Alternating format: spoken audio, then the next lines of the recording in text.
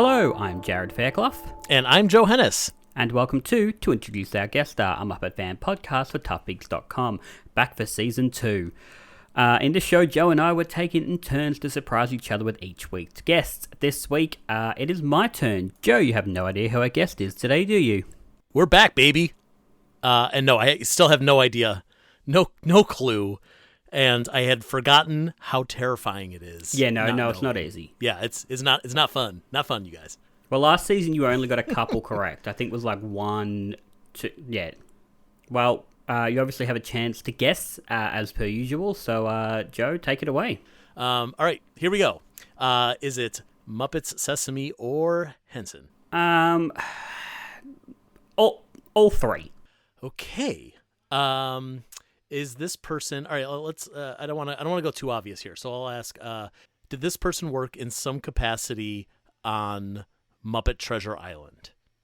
I don't believe so. No, not that I can. Okay. Not that I can see on their Muppet wiki page. Great. Okay, that didn't help me in the slightest. Nope.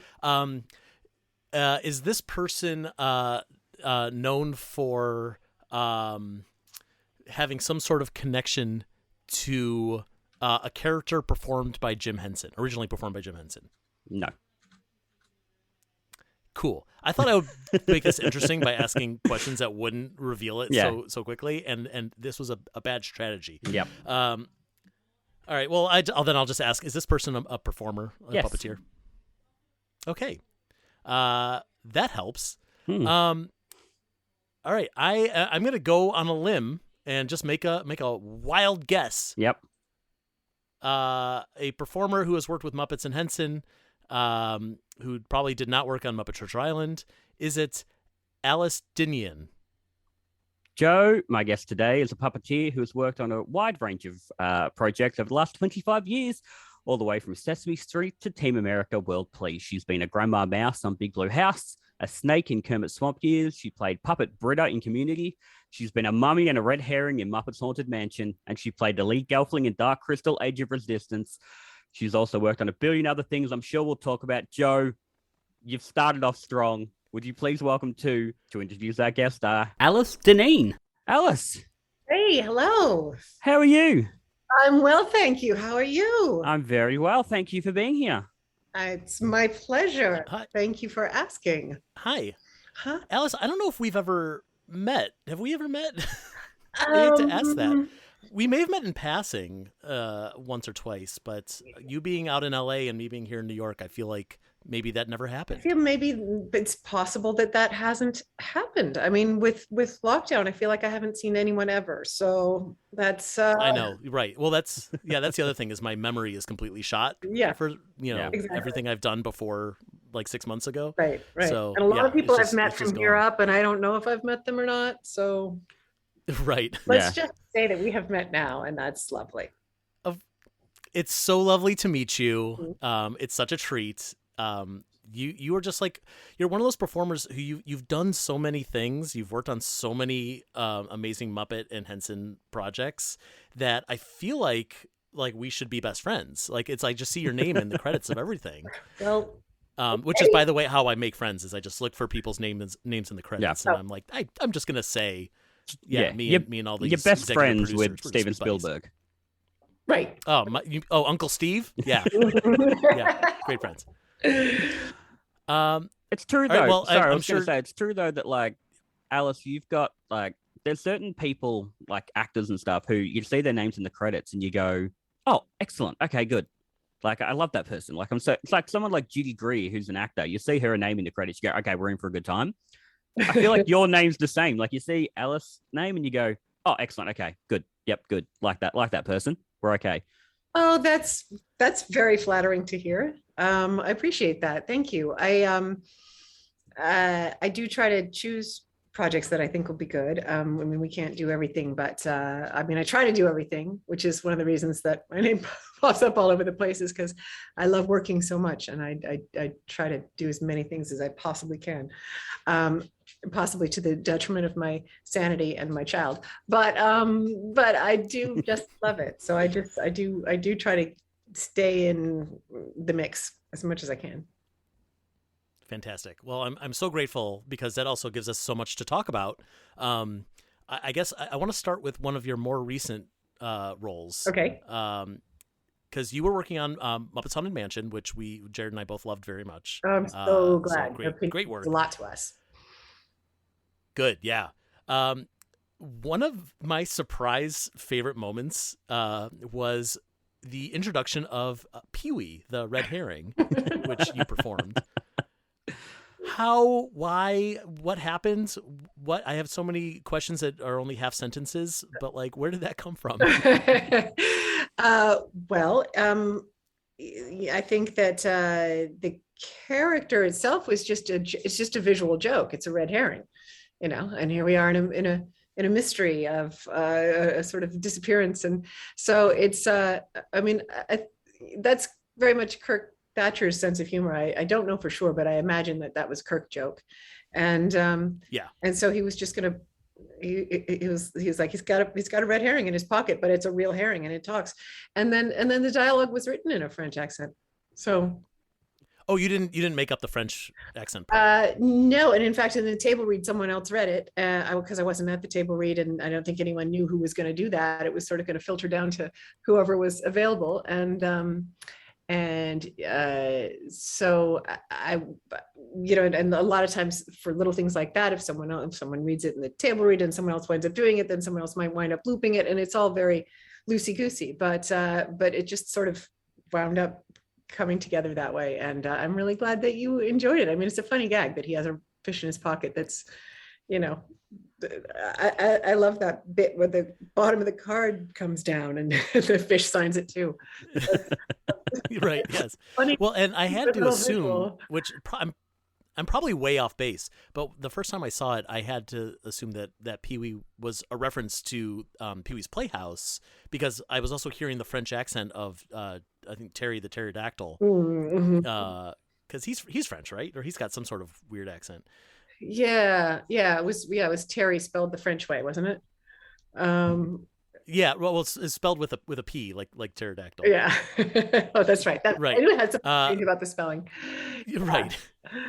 But yeah, just like, another great puppet show that, is not obviously not a Henson or Muppet project, but you guys share a lot of puppeteers, and and hearing the name Pee-wee in a French accent, it just made me think like that's got to be, but maybe not. Maybe I'm making that up. Well, I don't know. It did sort of burbled up from. It's funny on stuff like that. I knew I was going to be doing that mummy character, but the others, like the old lady at the dance and the gravedigger's dog, and even Pee-wee, like, we don't really know. A lot of times it's about availability and who's there on what days and when that shot winds up in the schedule. And so we stay very flexible about some of those littler things. And it's just was really fun the way that they all got kind of handed out very spontaneously. But that's always happened. That always happened at, back a long time ago when I was working at Sesame Street and so on. Like at the very last minute, you can get these characters that have to have a voice and a personality, and you have to make it up on the spot. And every now and then the director will say, yeah, no, do something different, and do something different. Yeah, something different. Mm-hmm. So you're just figuring out. I loved that broad English accent on Mummy. Oh, like just that voice is guaranteed to get a laugh. Just that accent. It's a silly voice. Yeah. And it is. It's great. I don't know how it really sounds to all my English friends. I spent a year there listening to, I just loved hearing everyone's different accents there. And I always think I got very obnoxious saying, so wait, where are you from? Okay, what part of that area are you from? Because they're so specific and so different. And so fun to kind of play with. I mean, I know they have fun doing American accents too. So how much of the Mummy and Duddy stuff was improvised? Because it felt very, very impromptu, and I'm sure there was like in the script it said something about them entering and commenting on the dun dun duns or whatever, but it felt very much like, oh, it's just you and who performed Duddy? Bruce Lanoil. Yeah, Bruce. Mm-hmm. Yeah, just like saying whatever came to mind and hoping maybe to get the other puppeteers to break or something like that. There was some of that, like when they were making excuses for why they were late. There were a lot of different excuses for why they were late, and and the exit line of, where they're just kind of bummed out that they'd missed it. There were a lot of different exit lines for that too. And I think what they wound up keeping was just, oh, disappointing. And that was it for getting out. But we tried to do some different things like that. But again, Kirk had set up this gag where they were just getting it wrong. Like he was very convinced that they had to just get it wrong. And we keep saying, couldn't we get it right? At some point, it's like, no, you get it wrong every time. But can we get it wrong in a different way? No, it's wrong in the same way every time. So right. he kept reining it in. And he let us do lots of takes of those. So we did have fun with it. Yeah.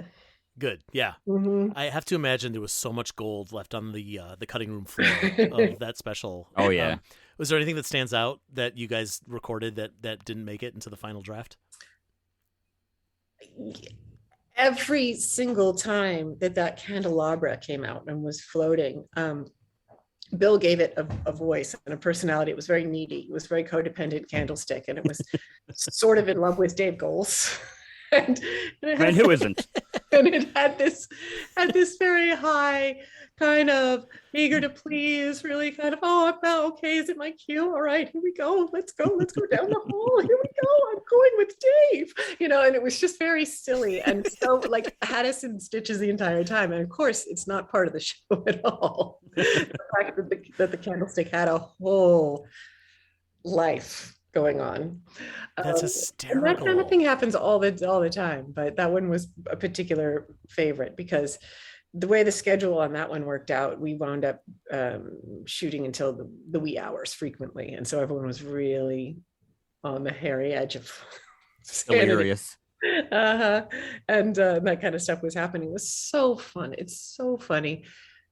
The combination of Bill and Dave, one or the other or both of them being in almost everything, makes for a real treat for all the other performers because they're just always so generous and so funny. And then when they're together and playing off of each other, you just feel so lucky to be there watching the show. And you're right, most of it doesn't wind up in the movie. It's just what they do between takes. It's magical. Well, you got to be a fly on that wall. Yeah. That would have been very special. You got to work obviously closely with Will Arnett as well. I think you must have worked very closely with Will Arnett, considering the fish is inside his pocket. Yes. So you've got to be like right up against him for that. Yeah, the pocket hat was a long tube that came down from the inside of the pocket opening. It was just basically a long satiny tube that came down so that the fish would go up through that. And if you think about where my hand had to be starting out, it's close. So it was a tight fitting jacket. Mm-hmm. But what was it like working with Will Arnett? Because I mean, he's comedy royalty at this point. Yeah, I mean, I'm a super fan of Arrested Development and some of the other stuff he's done. So it was pretty exciting. I mean, he was very focused on his character and very focused on staying in character. He had fun and he was very he was enjoying being there. But boy, he had a big part and it was always on, and the costumes were elaborate, and there was singing and there was all sorts of choreography, and then he had to try to hold it together with Bill and Dave, doing all their funny stuff. So he had a big job to stay focused, but he was very kind and a generous performer, and I felt lucky to be able to meet him. And Darren Criss I'd worked with before. Taraji P. Henson, amazing, right? I mean, she was excellent, unreal. And then a lot of the little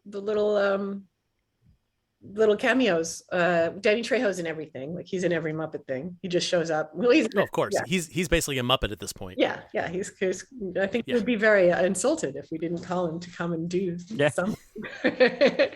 Absolutely. And getting to do those little Dancing with the Moonlight bits that showed up during the credits was really fun too, because people really got to kind of, I mean, who doesn't love dancing with a Muppet and all those characters in their costumes and so on? We just had such a good time with that. So, I'm actually really curious about that segment, and a lot of those celebrities are dancing. They have these dancing moments with like some of the most obscure Muppets. Like there's even a couple in there who like I don't even know what their names are. Oh, yeah. Did they choose? Were they like, that guy looks weird, I want to do a moment with him, or was that someone on your end who was like, we don't want to have the same characters here, so we're gonna give you someone random to just like have this 2 seconds with? Yeah, that was it. It was, I think mostly it was Bill choosing, let's put this guy in, let's put this guy dancing, and it was for that very reason. Like, let's show some new faces. Let's bring in some of these puppets that we haven't seen in a while. So yeah, great. No, I love that stuff, especially, we find, in the Muppet fan community, every Muppet, every obscure Muppet who shows up in the background is someone's favorite. Someone has glommed onto, Beautiful Day Monster or, Timmy Monster or, whoever, and just decided like, nope, that's my guy and I love him. And so, to have them, I don't know, dancing with Alfonso Ribeiro is like, oh, what a great moment, like that made someone's day. Yeah. Well, you guys will know this. I did Dancing with the Moonlight with a character whose name I didn't know. And then I learned it and then I forgot it again. Was it Anthony?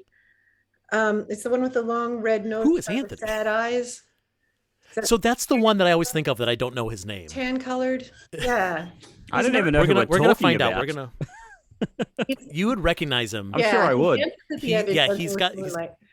People out there right now are screaming, his name is blank. Oh yeah. Everyone know. You guys so all people are screaming in their cars. I know I think it's Anthony. It's not Droop. That's the guy with the long nose. Yeah.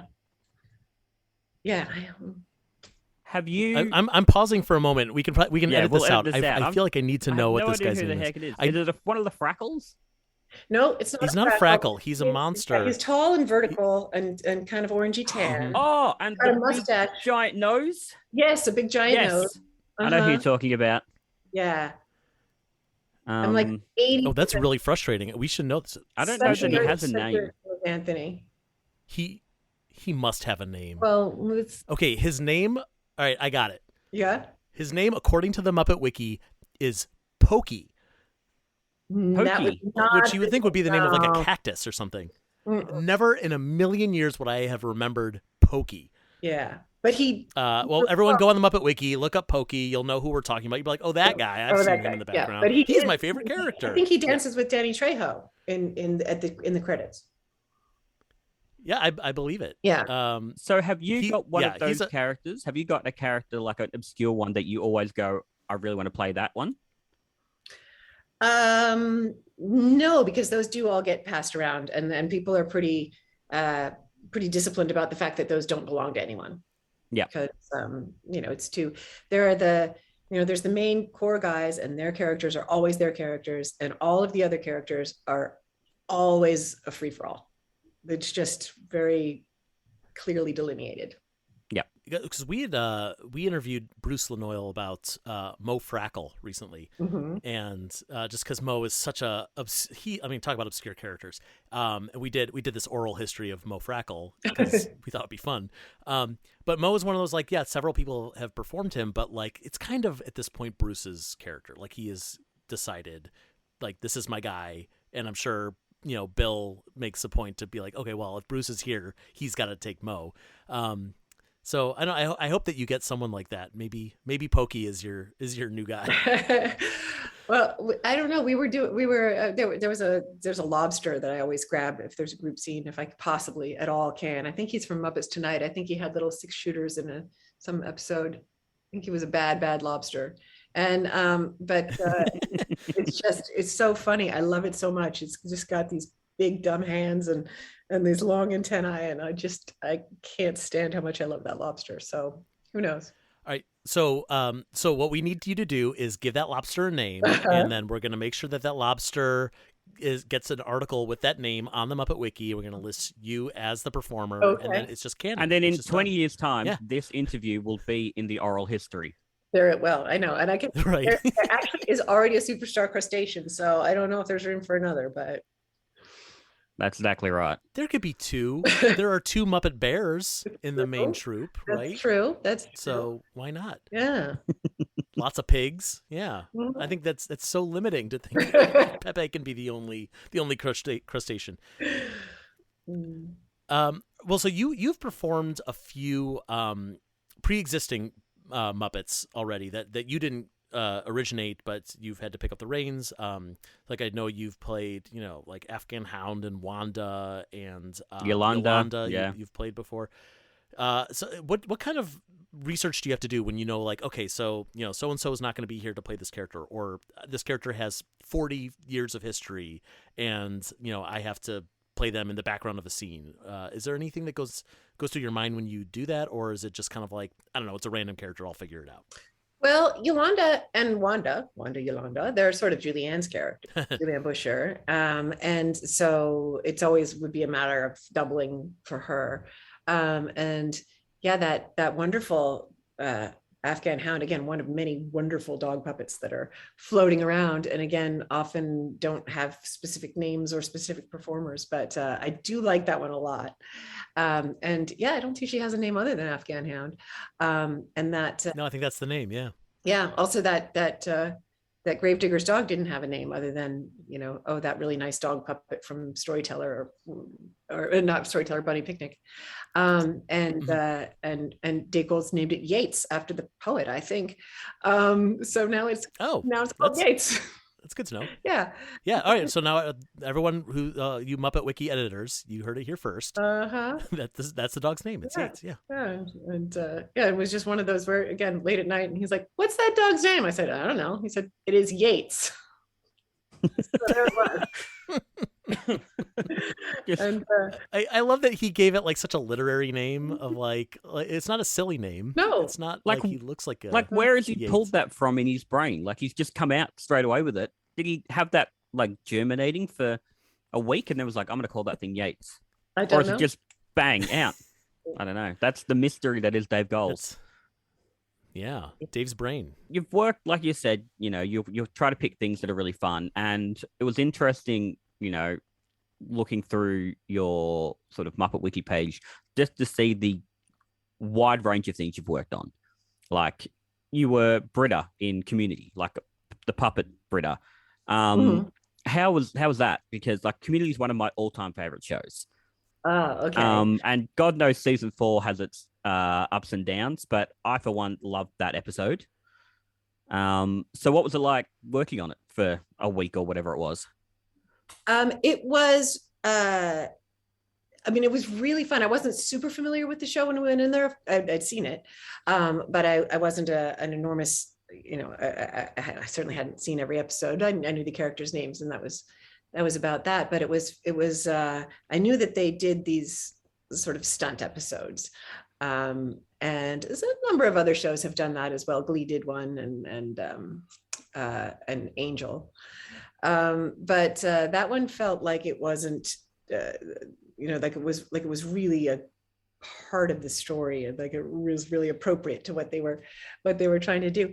And it was the humans who were, the human actors, all responded to it very, very differently. There were a couple of them that were there the whole time, and they wanted to watch, and they wanted to talk to us, and they wanted to like confab on character and characterization. Yep. And really be a part of it. And there were a few others who thought, "Yay, week off, and I get to just do a voiceover." And so it was. I'm not saying who was who, but it was.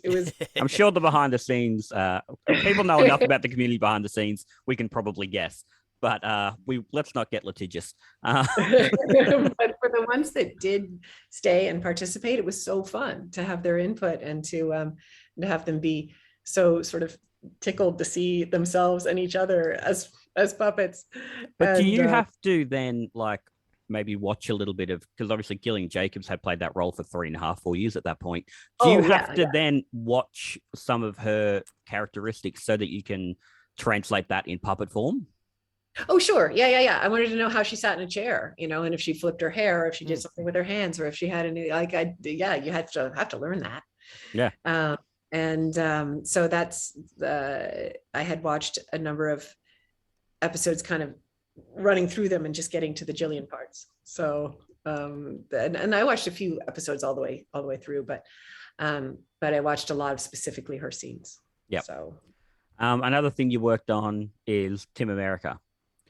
Uh-huh. Now I have heard that was a really difficult shoot. Just a lot of the behind the scenes of that is I think Trey and Matt have both said we didn't think it would be that hard. So what was it like on a puppeteer point of view? Because I mean, some of the stuff those puppets do, I don't think they realized how hard it was for a puppet to walk across the set and pick up a glass or whatever it was. So what was it like then for you guys? That was one I certainly didn't work on that as much as a lot of my friends did. I may not be the right person to ask for the juiciest stories on that. And that was because I actually had a brief period of being unwell during that time. Mm-hmm. But the times that I did get to go,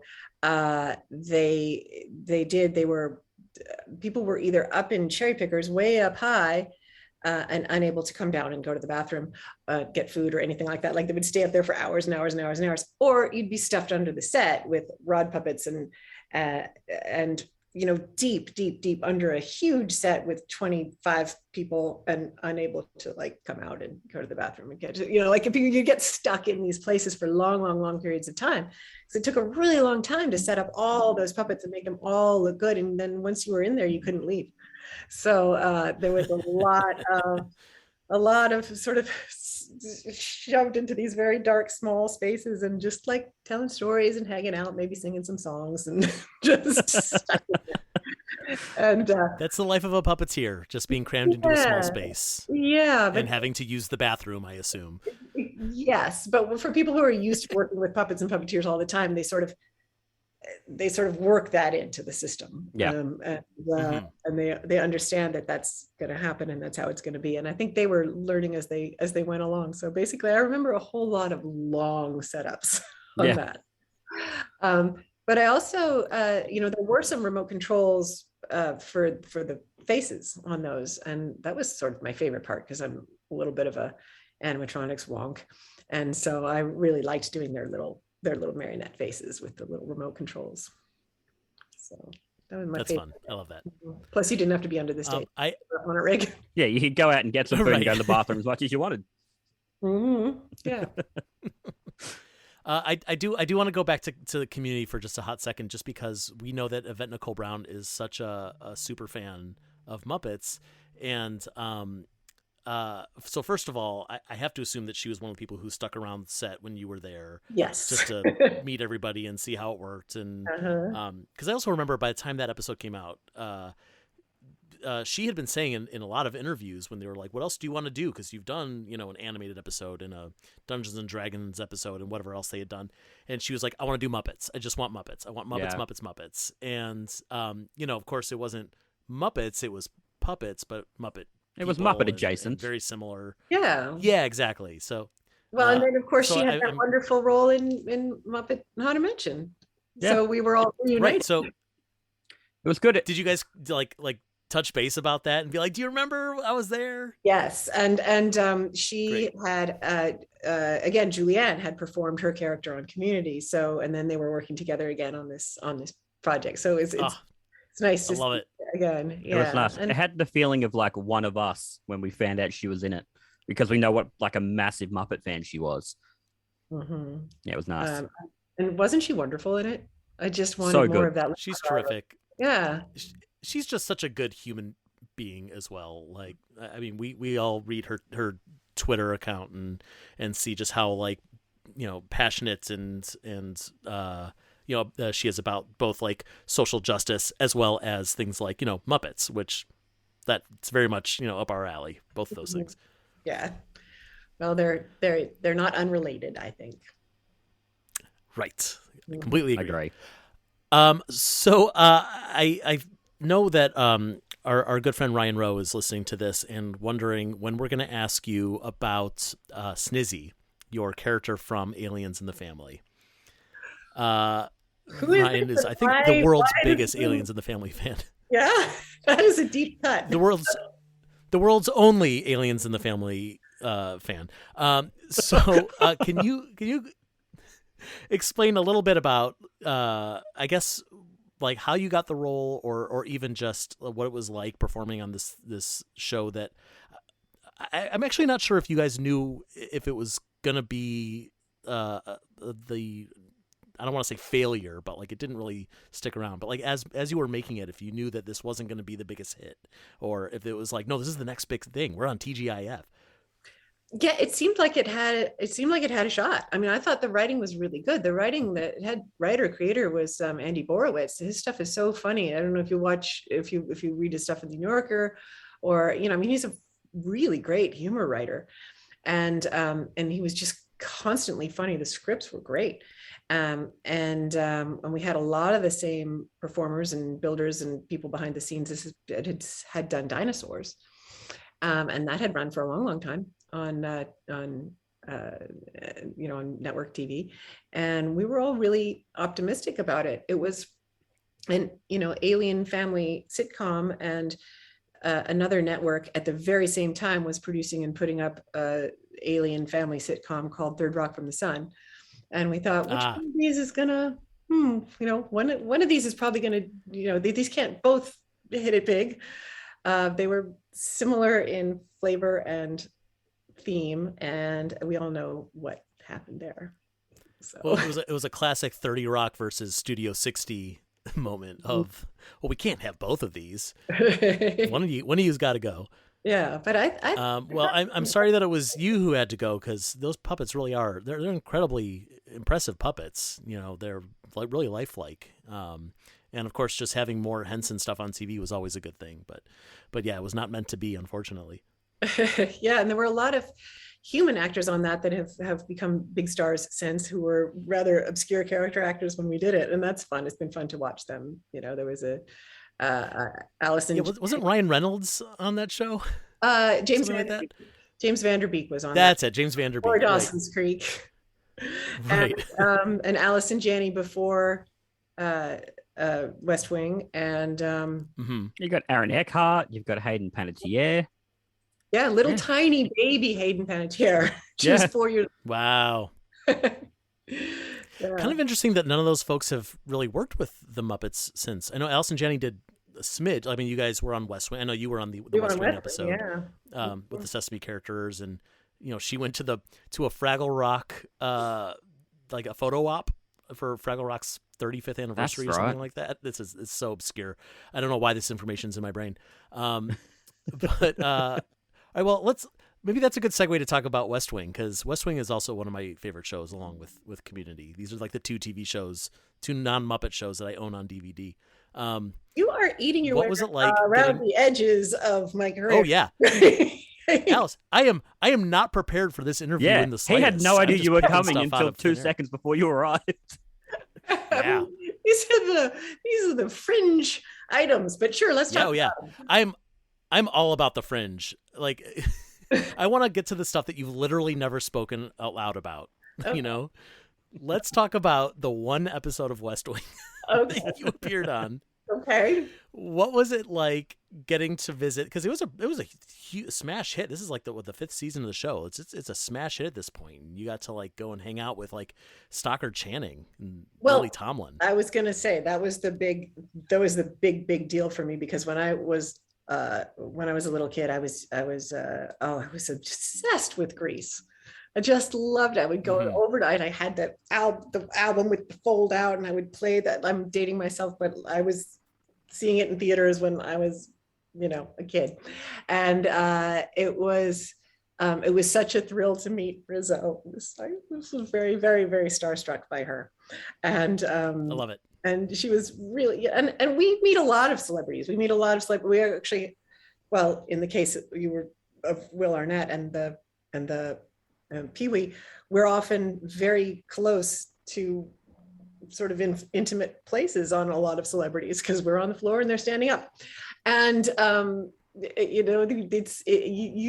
get used to it. You get used to being with famous people, but every now and then somebody that meant a lot to you when you were a kid, or this one thing that they did was really, for some reason, sticks with you. And for me, meeting Rizzo was a big deal. So it's a big deal. Mm-hmm. Yeah. Who doesn't love Stockard Channing? I guess maybe people who've only seen Mr. Willoughby's Christmas Tree maybe don't love Stockard Channing.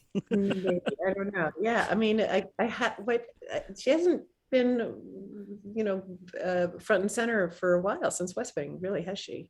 But that's an oversight on the part of everybody. Oh, absolutely. Right. Okay, if there's any casting directors listening to this podcast, go hire Stockard Channing. She's a delight. This is the biggest podcast in Hollywood, so they're definitely listening.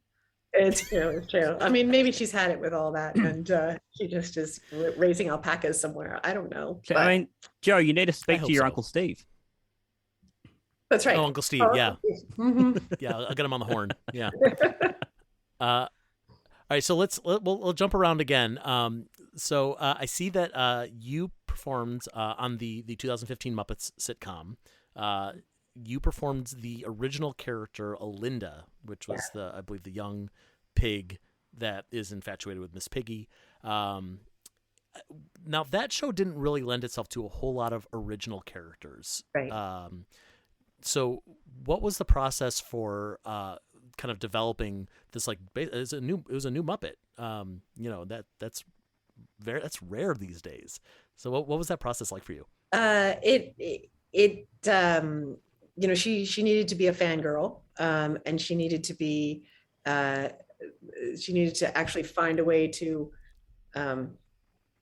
tug Piggy's heartstrings at a time when she'd gone particularly off the rails.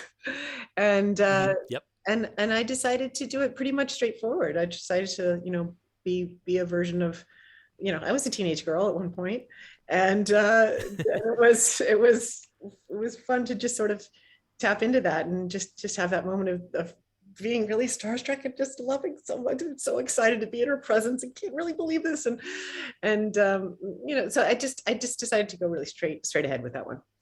And it was one of the, and I assume, I'm sorry, go ahead. Oh no, I think it was one of the puppets from Christmas Carol.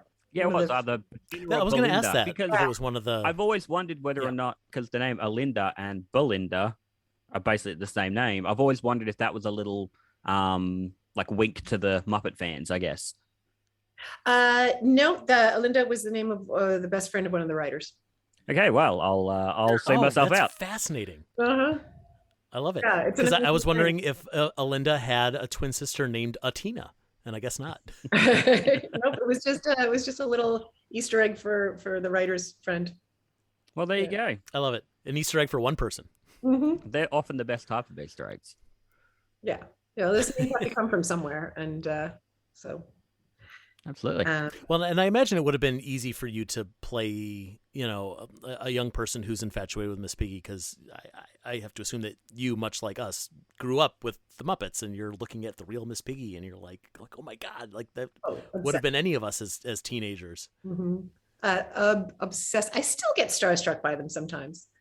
Never when they're just sitting on a stand. Never when they're just lying on a table, and the difference between Kermit all emptied out and flat on a table, because there's just nothing in there. And between seeing him, upright and looking around, and even if he's not talking or doing anything, just seeing him on a hand is you get a little every now and then. You think it's Kermit. I went to the set of the 2015 show, and I was basically like, they were filming in the writer's room, and I was basically huddled just into Kermit's office, and they had a Kermit puppet the entire time, just sitting on the stand with his little floppy head. And I was like, oh yeah, that's Kermit. No, that's like, Kermit's a puppet. Like, that's almost the first time I really went, yeah, he's just a puppet. And then Steve Whitmire came in, went, oh yeah, we'll take a photo now, put Kermit on, and then I got starstruck. Right. It's exactly the same phenomenon I was trying to describe. It's such a weird thing that you can't explain to people who haven't had it happen to them. It's such a weird little phenomenon. Like, when I've been around, I've interviewed Cookie Monster and Elmo, when, David Rudman pulled Cookie Monster out of a bag, I was like, oh yeah, it's just a floppy little piece of, felt. Puts him on, and I'm like, oh my God, that's Cookie Monster. Like, I just turn into that little 5-year-old again.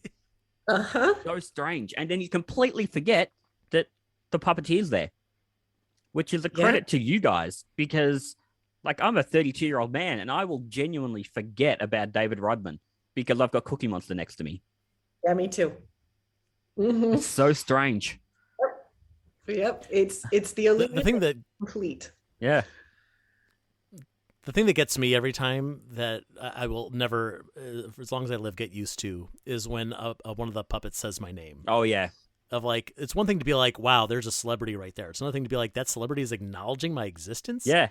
like I still remember I was on the Sesame Street set once, and Peter Linz was performing Ernie, and just I'm not even paying attention to whatever they're doing on camera, and I just hear Ernie going like, "Hoo, hello, Joe, how you doing?" And I'm just like, "What? No, I can't handle this." Like that Ernie is like this guy that I watched on TV taught me how to read, and he's not like he's my friend in my head, not in real life, but he knows me, so maybe he is. Oh, yeah. Interesting. Let me just send a little text here. 1 second. All right, you can edit this part out. Yeah, cool. Yeah. Hang on. Or we could leave in the silence. This is time for everyone who's listening to just take a breath. Take a breath. Yeah. Meditate on the day. Mm-hmm. Yeah, just think about fun things that can possibly happen. Let's see. I'm leaving this all in now. We've said that. Are you leaving this all in? Well, I'm going to drop some F-bombs so that you have to edit. Okay, it. great. Go for it. You can edit this part because I'm going to leave an empty frame for just a second. So hold on. What was it so exciting that Ernie said to you? Just his name. He said hello. He said my name. It was the greatest. Yeah. What did he say though? He said, "Hey, buddy." He was like, "Ooh, hello, Joe." Hello there, Joe. Oh, all right. Is Ernie in your house? Ladies and gentlemen, Hi there. it is Mr. Peter Linz. Welcome, Peter. Thanks, Jared. Hi, Peter. Hi, Joe. I'm good. How are you? Good to see you. Good to see you. I feel like this I is saw you- better. The fact that Peter Linz knows my name Yeah. is better than Ernie knowing my name. That's okay, Frank. I'm happy that I know your name. It makes you feel good.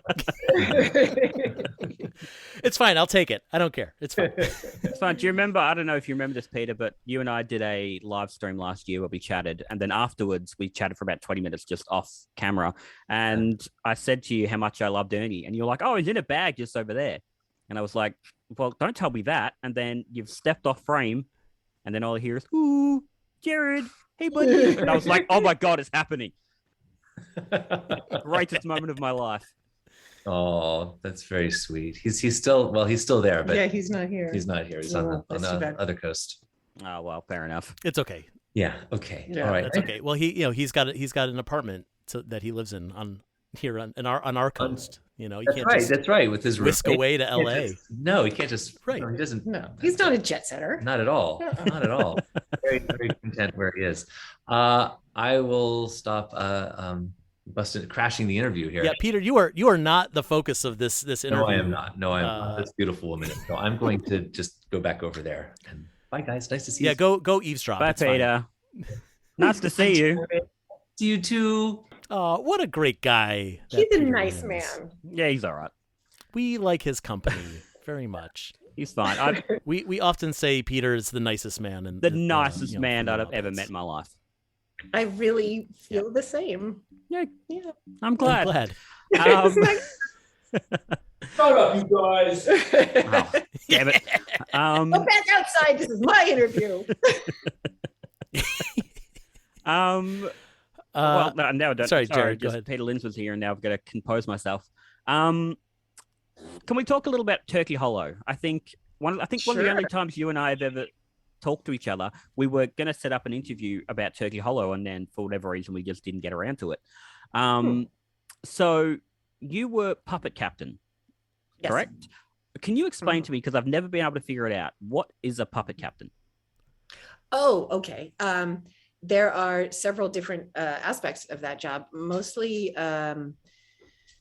you're in charge of the puppeteers and helping everybody make sure that they are where they need to be, and that their monitors are in the right place, and that they have the assistance that they need or want. And if there's any politics there, that you make sure that the right people are with the right people, and you communicate with them. I would send out an email each evening about how the day's shoot went and what was coming up for the next day, and what to prepare for and what the weather was going to be like, because we were outside a lot. And then also we would read through the set with the read through the scene with the director, and then they would turn the set over to lighting and grips and electric and so on. And I would often stay and make sure that the monitors got where they need to be, and the greensman would cover them up and they wouldn't be in the shot, and how we were going to lay tracks so that we could move along dirt roads. And so I was working with the so you work with the grip department and the video techs as well to set everything up. And then the third thing that you do is coordinate with the shop if there are any problems or issues with, you know, something not fitting right or not feeling right, or a rod that isn't working, or if there's a repair that needs to be made. So you're basically in charge of the puppets and the puppeteers and the puppet setups. And so there can, and then there's just a certain sort of like, you know, Boy Scout leader, den mother type role as well, where you're sort of, come on guys, I know you're tired, but we got to do this one more time, and make decisions about, you know, even what we should and shouldn't do. On Turkey Hollow, they wanted to bury us in the ground so that the characters could be sitting on the ground in a forest and be working and moving. And I sort of did a survey, like, who's okay with this and who isn't. And there was really only one person that I really can't. And the rest of us were buried in holes in the ground, and we did it. So, and again, that was coordinating with scenic and you know, how the safety of that was going to work, and to make sure that we, you know, if anyone had a problem or panicked, that there was a protocol in place to get out and get the plywood up and get the dirt off. And Jesus. You know, yeah. So, I mean, we weren't. Did you get a captain's hat as the puppet captain? Well, again, this was a Kirk Thatcher joint, and if you know Kirk, you know that he wears a captain's hat. He does. Oh, he does wear the captain's hat. That's true. Hat, actually, frequently. I mean, he always wears some hat. Sometimes it's a top hat, but often it's a captain's. Yeah. So you don't want to step on any toes there. No, especially not Kirk's. But it was really, really nice to do my first puppet captain job, not only with people I didn't really know, so I wasn't bossing my friends around, but also with Canadians who are so nice. They're ridiculously nice. And, you know, even when one person's feelings were hurt because I hadn't called them in all day, and I hadn't realized that I hadn't sort of spread the wealth out, and I got this very hurt email, but it was so polite and nice. You know, that kind of thing. And so it was a good way to get one's feet wet in the leadership world. Is I highly recommend working with Canadians when you have to be the boss for the first time. I love it. But because you were in Canada, you probably didn't get to work with a lot of the regular Henson crew that I assume that you're extremely familiar with working in LA. Yes. So does that make it easier or harder when you're working with people you've never really worked with before? Well, it made it easier because I was having to kind of, you know, be the leader, and that's weird when you've sort of grown up with somebody and suddenly you're making that kind of decisions for them. And I actually had to cast those 4 characters. I had myself and 3 other puppeteers, and I had to decide who was what. So that's tough. Yeah. It was really interesting. And I knew Cord Robertson a little bit from one of the, I think it was from Very Merry Muppet Christmas or Muppets Wizard of Oz, or both. And Rob Mills' name, of course, I knew from Fraggle Rock and so on back in the day. But Jason Hopley, I'd never met before, and he's marvelous. He's so fun, so funny. And so it was a really great team. And you know, 2 I knew by name, 1 I knew from a little bit from having worked with, and but we just, you know, it was a short shoot, but we bonded, and it was really, really a wonderful experience. I had a great time. That's great. Right, and it's a fun special too. Yeah, it's, you know, and this is the time of year for it. I hope it's around right now because it's a Thanksgiving. Yeah. And you perform Squonk, so like what makes Squonk different from the other 3 monsters? You know, in a lot of ways, I thought he was the most sort of agile and weaselly and moving around a lot, and you know, looking this way and that, whereas some of the others were a little more squat and they all had their aspects, and and Squonk was like always in motion and always the most curious and always the most weaselly and just around. So that was fun, most active one. And that's fun. That's the kind of thing I want to look for next time I watch the special, is like those little intricacies that I'm assuming just making up while you're on set. Yeah. And I got to do that really fun scene with the little boy that I watched that scene in How to Train Your Dragon a bunch of times, when Toothless first learns to trust. Why am I blanking on the kid's name? How to Train Your Dragon. Never mind. He had a short name like Huck. Like Spit or yes. Huck or yes. That's not right. Yeah. Anyway. Oh no! What was his name? I'm on it. Was it Pokey? Is it Pokey? Is it Anthony? I think it was Pokey. Is it Hiccup? Hiccup. Hiccup. That was his name. I wasn't even close. Yeah.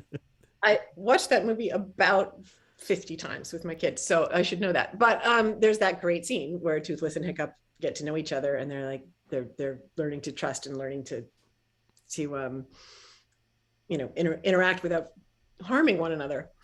And they're both afraid, but they're both curious and so on. And I really tried to do that with Squonk and the little boy. So there's that nice scene where he's reaching out to touch him and pulling back. And so it's fun to have one of those moments that you realize is a set piece in other movies that you know and love.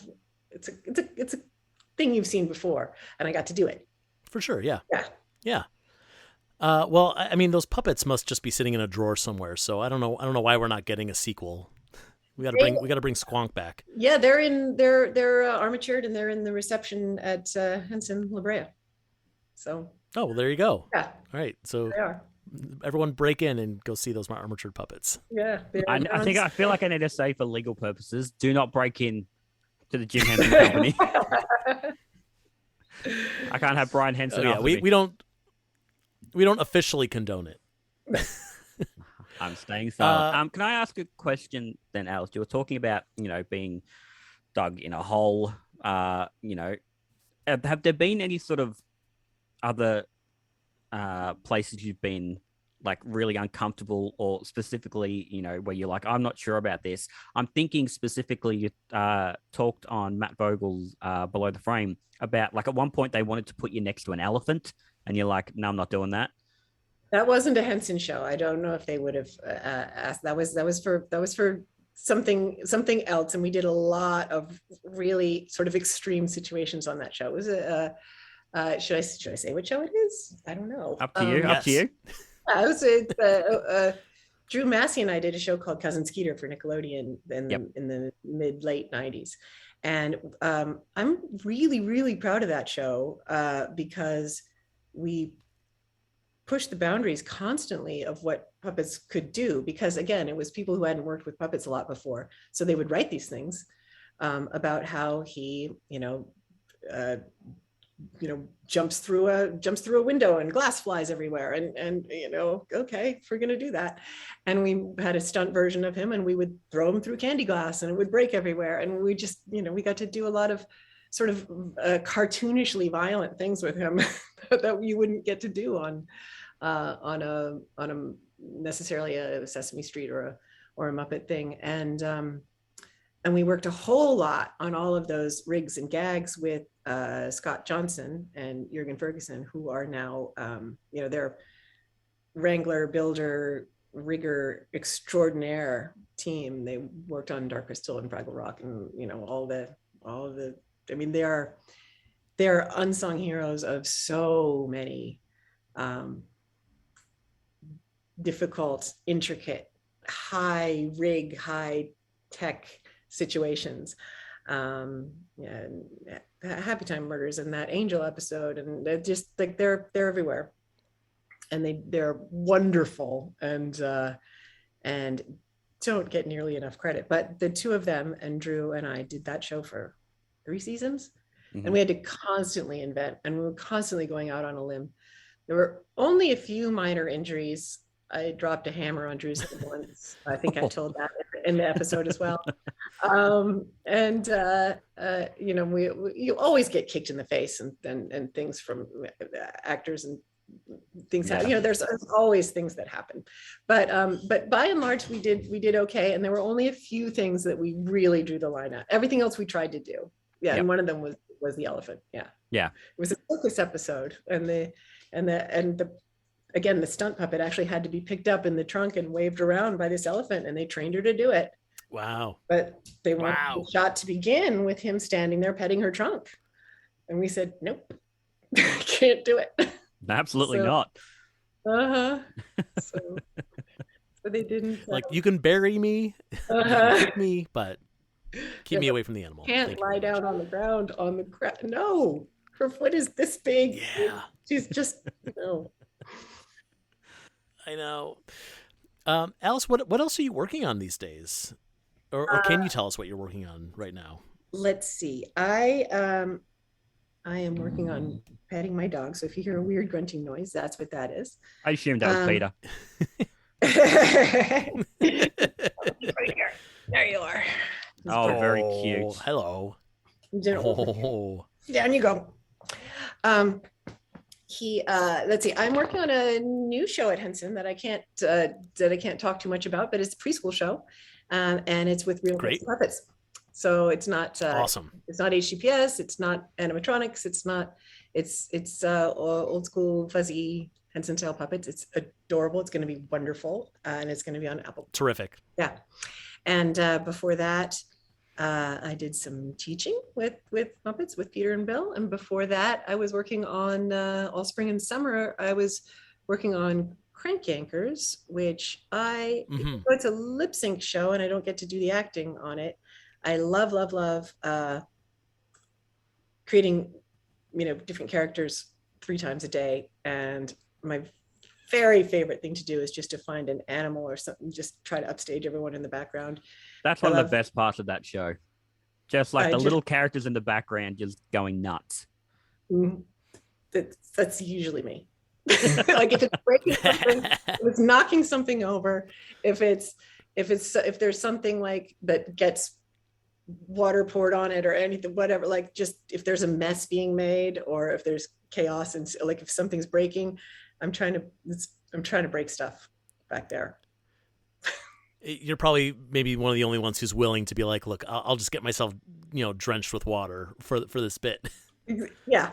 Or I'm willing to anger the art department by, banging into a shelf full of whatever it is, plastic cans of some of our art supplies or whatever, just like knock the whole thing down. And they're like, they get out their photos of how it looked and they put everything back and knock the whole thing over again. It's just, you are the enemy of set continuity. But I take care of the puppets. I don't damage the puppets. I never break puppets. Some people are famous for that. But I'm really, really careful with the puppets themselves, just not the stuff around them. Right. Well, it totally works for a show like that. Absolutely. It does. Do you have anything else, Joe, or should we go into the wrap up?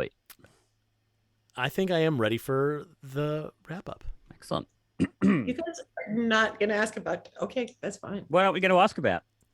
Dark Crystal? No. Oh, okay. I have Dark Crystal here in front of me. And yes, I was like, I kept on meaning to get to it. But then I'm like, I'm very wary of the fact we've been over we've been an hour and I didn't want to take too much of your time.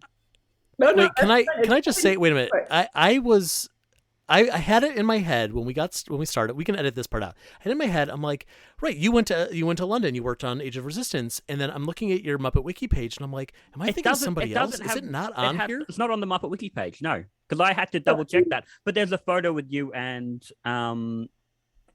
Britta. Yeah. Oh yeah. Wow. Yeah. Okay. Right. I thought I was just. We'll talk about it. I quickly. thought it was completely wrong. Okay, we absolutely want to ask about Age of Resistance. That's embarrassing for the wiki guys that they somehow didn't list it. Your wiki page is pretty Muppet stuff. Is that strictly like Muppets and Sesame stuff? No, I mean it's Henson too. It's Henson too. Okay. Yeah, they're it's just not listed, which is wow. I really thought that my brain was broken, that I was just misremembering, but it was not me. Well, I guess that's nice to know, but Thank you for saying something that we Oh, didn't sure. just skip 100%. over it, because Well, no, that's we would have all had right. I people thought we were writing to working us be our like, way up to "You that. didn't." Well, we are now. Yeah. Okay. All right. Okay, so you spent a year and a half in the UK working, bringing back the Dark Crystal. Yeah. Which is super impressive. That, like, I mean, you guys managed to, in my personal opinion, improve on the original. So how did you, like, just find that inspiration from the original movie and then create something new, like, without Jim Henson sitting over your shoulder and telling you what's what? Well, he kind of was, because you watch the movie over and over and over and over again. You know, I mean, everything is there. Everything, all the information that you need is in the movie. And I've, you know, I actually have, you know, talked a lot about this in podcasts. So, you know, if you don't want to go into too much detail, there are certainly other sources for Dark Crystal stories, but I was just surprised. That's all. But yeah, it's Kathy Mullen's performance as Kira, of course, was the base document that you go to. And I, oh boy, I watched it so many times when it came out. And you know, everyone comes into the Henson verse in their own way. You know, everyone has a favorite thing, and a lot of times it has to do with you know, what age they were when they first saw something. But for me, it was always Dark Crystal. I mean, I loved Muppet Show. I loved Sesame Street. I was the wrong age for Fraggle Rock, and even the wrong age for Labyrinth, which was just a couple years after Dark Crystal. But that was my movie, and that was my project that I just loved. And so it was, I was so thrilled when I heard that it was happening. I was so disappointed when I heard that it was going to England. And then it came around again. I mean, I was devastated when I heard that they were shooting. You were devastated because you thought that you weren't going to work on it? Yeah, why? They said, we're going to shoot it in England. We're going to use English puppeteers. Just and that was, and it was, it felt, it felt like a death almost. I mean, it was just, it was so sad, because I thought, oh, maybe I can just go and do a little podling somewhere sometime if they shoot it. You know, I didn't know if they would shoot it in Vancouver, shoot it in Toronto, wherever, but no, Lisa wanted to go back to the UK, which I think was a great choice, because it's so informed by the people who were involved the first time around. I mean, we still had Brian and Wendy and you know, some of the people that were part of the really original project, and there they were doing it again. And the craftspeople had all just come off of the Harry Potter movies, and a lot of the puppeteers have been doing Star Wars movies and some Harry Potter, and it was just soaked in a deep fantasy world, craftsmanship and techniques and electronics and animatronics and designers, and the way they would light it and the way they would shoot it. Like, everyone knew exactly what to do. They just walked in ready. And it was a really big thing to feel like you needed to carry part of. I mean, you know, a relatively small part of, when you think of the fact that there are hundreds of people pouring their whole lives into this for a year, you know, and you're just one of those. But at the same time, there were a number of times where all of that attention is being focused on right here, you know, and it's just, that's a lot pointing at, and it felt like a very big responsibility, but one that I felt ready for. I felt like that was the job I'd been preparing for all this time. I didn't know that, but I didn't think that was ever going to happen, and I didn't know that I was preparing for that. But then I walked in there and I thought, you know what, I can do this. I'm ready. And it was such a thrill. I loved it. Every day of it. Especially because those Gelflings they're so, I mean, like you say, like, there's a lot of close-ups, like there's a lot riding on them as characters. But there doesn't seem to be a whole lot of options for movement. I know, like, these puppets seem to have a little bit more, I don't know, flexibility, or maybe it's just more animatronics in the head than the originals did for the original movie.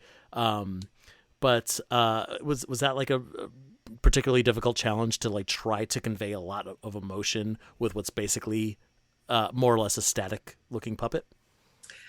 Well, I first of all, I had the advantage of having the eyes myself in my left hand. So I had the blinks in the eye, up, down, left, right, and a little controller in my left hand. So that was really, really helpful, because when you have a second person there with a futaba, a model airplane control, trying to keep up with a head movement and catch an eye movement at the same time, they're very good at it. And it's very shockingly accurate. With all the Skeksis are done that way. And a lot of the Gelflings, but there were a few of us that stubbornly insisted on doing our own eye movements and head movements. And I think it was effective. I think it was, I just think it brings a certain unity to, just having the eye and the head move together, just sells it in a way that I think can't be substituted.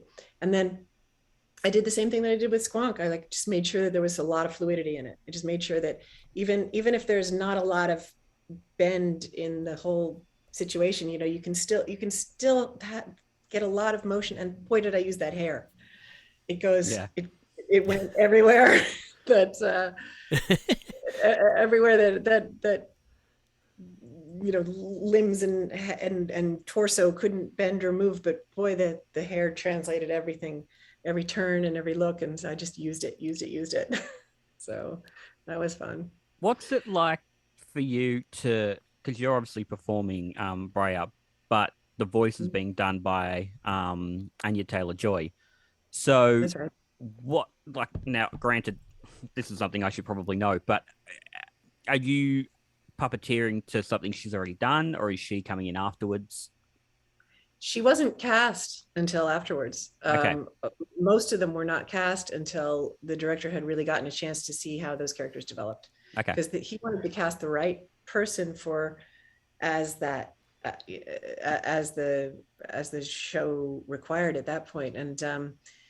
And I don't know if he'd had her in mind or not. Her career was really, it was already very prominent by then, but we hadn't seen the Queen's Gambit or anything like that. She wasn't it's now skyrocketed. Yeah. And so I'm not sure if he'd had her in mind or not. And I'm not sure if today she'd even be able to find the time to do it. I just feel like we got really lucky at that sweet spot in her career, because I think she's wonderful. I think she's perfect. And so I acted all those scenes live, put down a scratch track. And I fortunately was coached very, very heavily on a lot of scenes by Louise Gold, who's such a fine actor. And a lot of my scenes were with her. A lot of my most emotional scenes were with Louise, who plays Britta's mother, the Almadra. And so I really feel like the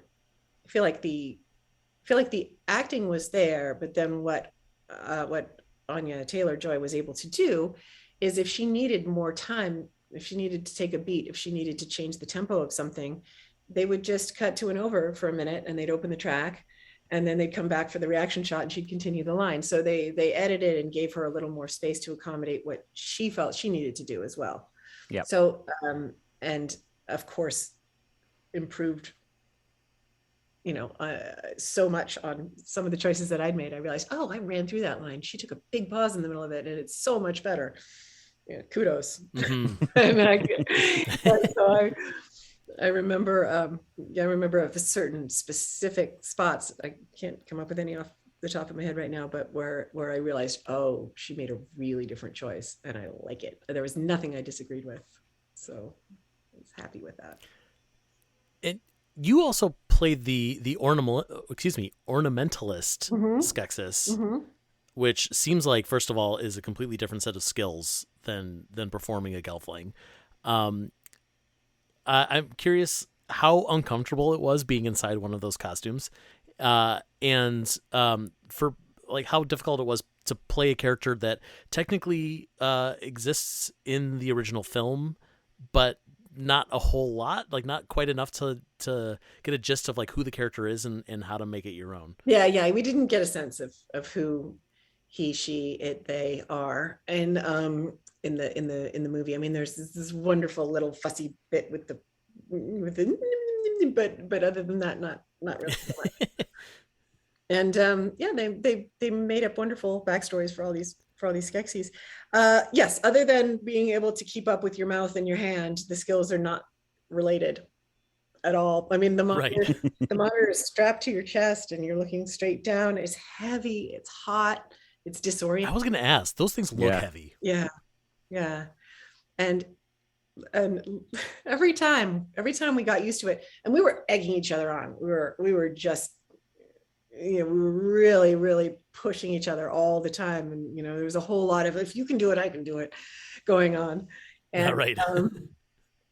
and by the time we'd all gotten comfortable in doing the sort of normal Skeksis scenes, then suddenly we came in one day and they all had armor on. They had these plates of armor and these headdresses and things like that. And so suddenly they got a lot heavier. It was a heat wave. It was July. And when we're in an old airplane, it wasn't a sound stage because we weren't rolling production sound. Mm-hmm. A lot of times when we're doing those scenes, we're doing these very intimate scenes and there's a construction going on literally 30 feet away, with power tools, and it's not because we're not getting production audio. It was all scratch track. Yeah. You'd be like weeping over the death of your mother and you'd hear a circular saw going right next to, because they had to keep going. They had to keep building. And so anyway, so it was hot and it was heavy. It was often very, very loud. They were shooting those compost cannons up through the floor for the battle scenes.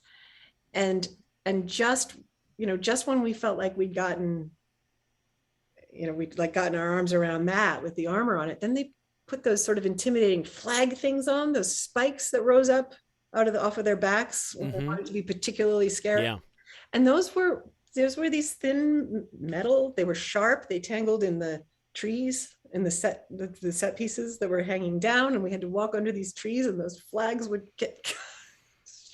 It was almost too much. We were like, you got to be kidding me. Can we cut the flags? He was like, no, we're doing the flags. So we just pushed through and we just did it. And again, we just kept saying, you can do it, I can do it. We're 12 adults. And I think everybody at some point either cried or vomited or had a panic attack or all three. Like, it was a lot. It was a lot. I think I threw my back out just listening to that story. It sounds. But it was great. We loved it. We loved it.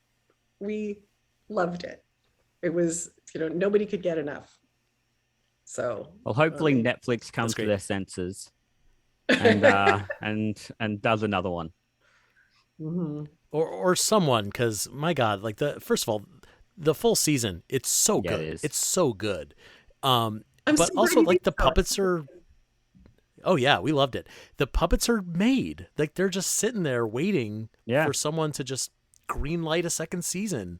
And we got to know what happens next, You know what you need to do, Joe? It's a crime. Call Uncle Steve. What's that? Call Uncle Steve. Hang on, let me get him on speakerphone. I think Uncle Steve. Somebody's going to be crazy enough to do it once a generation. Yep. That's and we'll get it again in another 40 years, and that's just how it's going to be. Well, I can't wait for it. Mm-hmm. So it's going to be. I hope we're still around to review it or do a podcast about it or whatever the 2060 version of podcasts will be. Yep. Well, we've taken up a lot of your time, Alice. We end with a set of questions. This is the first episode of season 2, so we have brand new questions. Oh gosh, okay. So as quick as you like, don't feel you have to expand too much.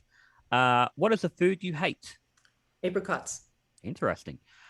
What is your go-to karaoke song? True Colors. Ooh, good choice. What is the sound of one hand clapping? There isn't one. Now, I have a list here of 250 questions. If you could please pick a number between 1 and 250. 157. What the hell is this, Jared? Oh, God, this is a deep question. I wasn't expecting this. What life lessons have you had to learn the hard way? Find the nicest guy in the world and don't let go. I like it. So the lesson is find Peter Lynn. Yes, it is. And That's don't the look. lesson. Yes. That was a little too specific. That's all right. Now, in our last episode, last interview episode, at least, of this podcast, we had Bill and Jean Beretta here together. They both asked a question each without knowing who the guest was going to be. Jean asked, why did you accept this invitation to be here? Oh, because you guys are important. We respect and value and need your work, and any way we can help or contribute, I am there. Thank you, and likewise. Wow, thank you. That was very kind. And then Bill asked, who does your hair? Oh, well, during lockdown, it was aisle 12 at Walgreens. But I got to say that in general, I spend way too much on my hair, and maybe I should just let it go gray. Fair enough. And finally, without knowing who it is, what question would you like our next guest to answer? What musical instrument do you not play but really wish that you could? I like it. Excellent. That's a good one. Alice, Good question. I can't thank you enough. You're as delightful as I hoped you'd be. And thank you for all the amazing work you've done. I feel like, I wish you had like a main character, because, you've been one of the, I feel like, not background performers, but for so long, I just feel like we need to give you one of the main ones so that everyone can just rally behind that character. I really appreciate that. I would love it if that did happen, but I feel like having done Brea, I feel I can die happy. Okay, fair enough. Alice, again, thank you very much. Oh, thank you so much for having me. And thank you genuinely for everything that you do to support all of this madness.